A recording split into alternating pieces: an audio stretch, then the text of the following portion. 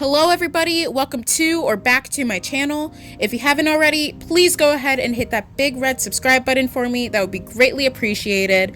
Today I'm going to be showing all of you my new 2020 bullet journal setup, so let's get right into it. So exactly like I did in my 2019 bullet journal setup, I put in a key of sorts, which helps me to know exactly how I'm going to label certain things that I put into my bullet journal spreads, such as if it's a task, a special event, a note, something that's important, or even something such as a YouTube idea. So right after my key page, we have my grid cheat sheet, which is incredibly helpful. I got this idea from Amanda Rachley, who's an amazing bullet journaler or bullet journalist on YouTube. Definitely go check her out. So this just helps me to know exactly how to evenly divide up my spreads into halves, fourths, and thirds.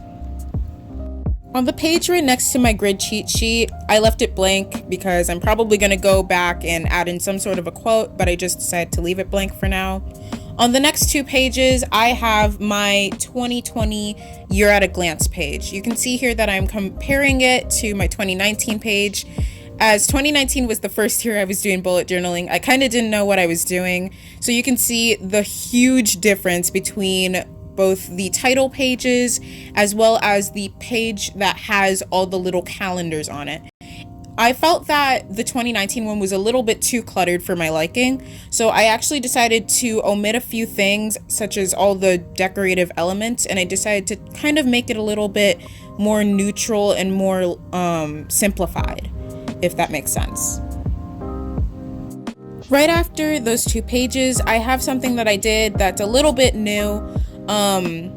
The first page is something that I also had in my 2019 bullet journal. It's actually like my year in doodles, which is where for each month I put in some sort of a little doodle. I realized that for 2019, I really didn't keep up with it very much, probably because there were huge spaces which I couldn't really fill in too much. So I decided to shrink the space for doodling so that it's much more enjoyable for me rather than something that's, long and dragged out.